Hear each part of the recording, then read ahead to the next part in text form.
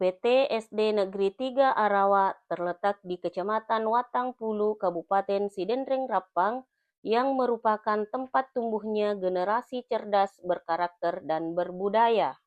Kami menjunjung tinggi nilai-nilai kearifan lokal sebagai bagian dari pembentukan karakter, agar peserta didik tidak hanya unggul dalam pengetahuan, tetapi juga cinta terhadap budaya dan lingkungan sekitarnya.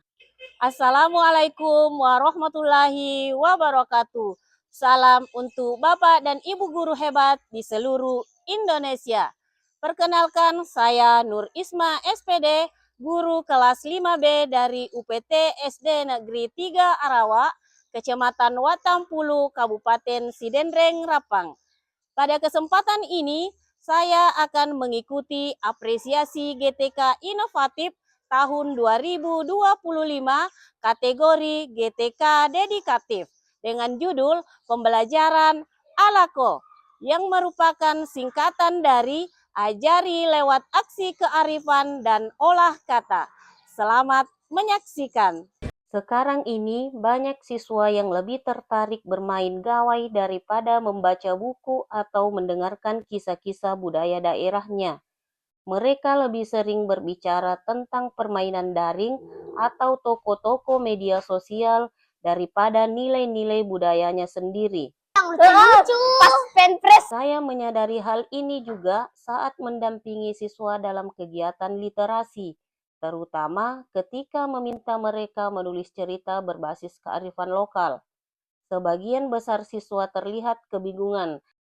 Dalam proses pelaksanaan inovasi ini, berbagai tantangan muncul. Di antaranya, yang pertama adalah kurangnya pengetahuan siswa tentang kearifan lokal. Kedua, kurangnya minat membaca buku atau literatur lokal. Buku-buku ataupun bacaan tentang budaya lokal belum banyak diminati. Ketiga, terbatasnya literatur bacaan tentang kearifan lokal. Keempat, minat menulis siswa masih rendah. Siswa lebih terbiasa dengan aktivitas cepat dan instan dari media digital. Untuk menjawab berbagai tantangan tersebut, saya melaksanakan beberapa langkah strategis dan kreatif dalam pembelajaran Alako. Yang pertama adalah eksplorasi budaya dengan menonton video dokumenter singkat tentang kearifan lokal. Yang kedua adalah menghadirkan narasumber yang dapat berbagi pengalaman dan pengetahuan tentang salah satu kearifan lokal. Nah, kenapa apinya bisa cepat sekali besar ya?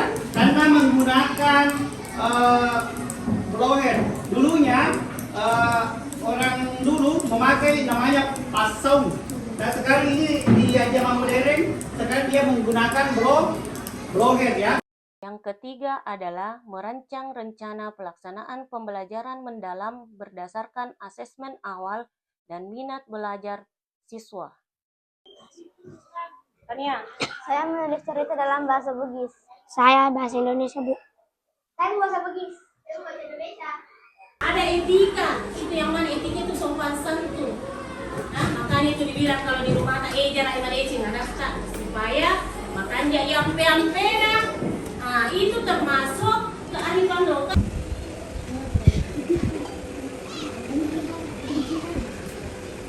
Lagi? Yang keempat adalah membuat pojok baca mini dan literatur tentang kearifan lokal. Sebagai solusi dari minimnya literatur, saya menginisiasi membuat pojok baca budaya, menyediakan buku dan mengumpulkan cerita rakyat, legenda, dan kisah tentang tokoh lokal, serta literatur digital dari berbagai sumber. Yang kelima adalah kunjungan edukatif ke tempat bersejarah. Sebagai rangkaian kegiatan, saya mengajak siswa berkunjung ke tempat bersejarah yang menggambarkan kearifan lokal, seperti Museum Nenek Malomo dan Monumen Ganggawa. Yang keenam adalah menumbuhkan minat menulis dengan kegiatan menulis cerita berbasis kearifan lokal, dengan menciptakan suasana menulis yang santai dan inspiratif berdasarkan minat siswa itu sendiri. Dalam melaksanakan pembelajaran ini terdapat berbagai pihak yang terlibat. Selain itu, pembelajaran ini juga menjadi praktik baik yang saya bagikan dalam komunitas belajar dengan maksud untuk memberi inspirasi kepada rekan-rekan guru yang lain. Setelah melaksanakan pembelajaran ALAKO, saya melihat perubahan yang sangat positif pada diri siswa.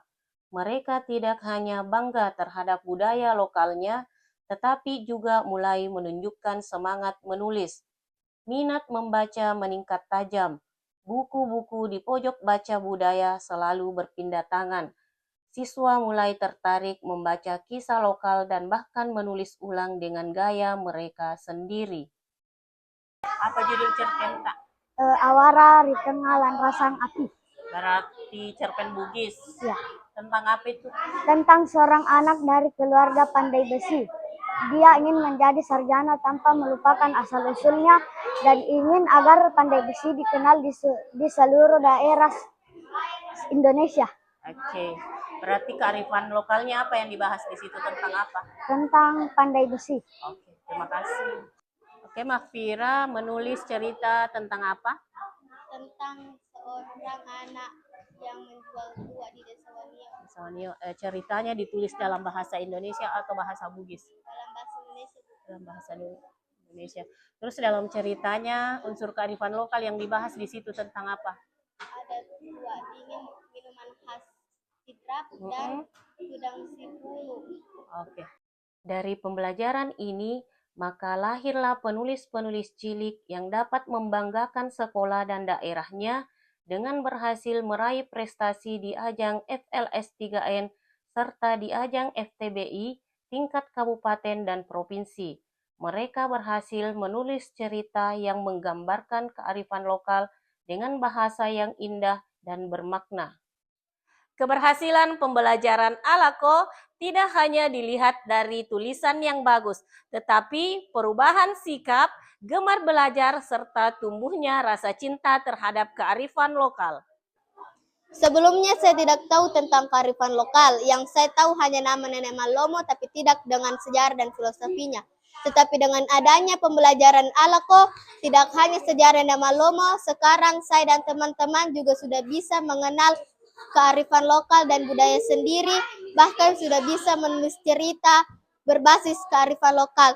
ALAKO! Saya sangat mengapresiasi pembelajaran ALAKO karena memberikan dampak positif bagi anak saya. Karena di rumah mereka selalu bermain game atau scroll TikTok. Tetapi semenjak pembelajaran tersebut diterapkan, saya sering melihat anak saya menonton tentang pembelajaran.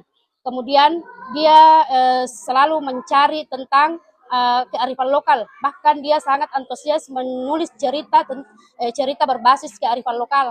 Pembelajaran ALAKO ini benar-benar membuka wawasan siswa sekaligus menumbuhkan rasa cinta anak terhadap budaya sendiri. Kemudian anak-anak ini juga lebih kreatif, menulis dan semangat bercerita. Adapun guru ikut juga belajar bagaimana mengaitkan pembelajaran ini dengan kearifan lokal.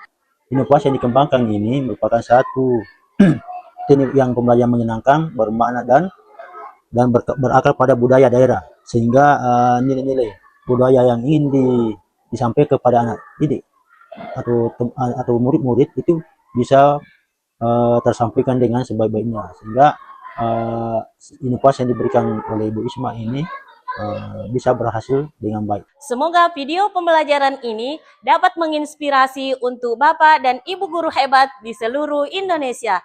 Salam dan bahagia.